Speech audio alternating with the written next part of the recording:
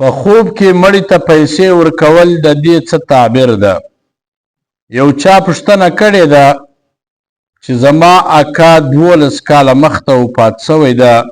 نو ما په خوب لیدی زما اکا پیسو ته ضرورت لري، چانده کوي، سوال کوي، د خلکو څخه چانده ټولوي،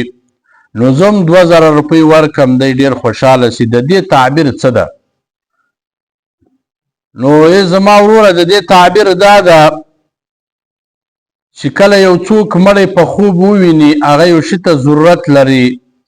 مثلا پیسو ته ضرورت لري، د خلکو څخه چانده غواړي، له تا څخه پیسې غواړي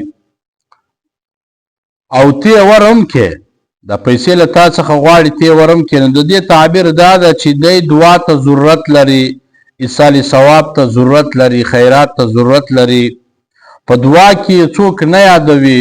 څوک خیرات نه پسې کوي، نو باید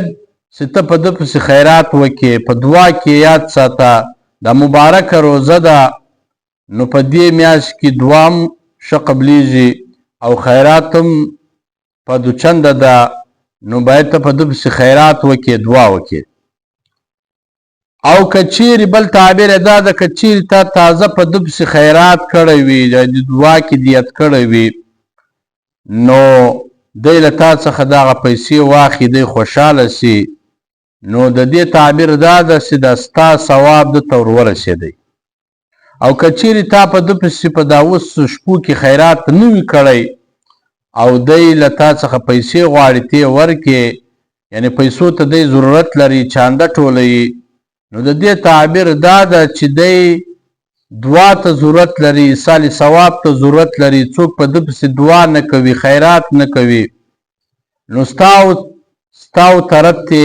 تمنا ده چې له تا څخه پیسې غوښتې، نو ته باید په ده پسې خیرات وکړې، په دعا کې یاد ساتې.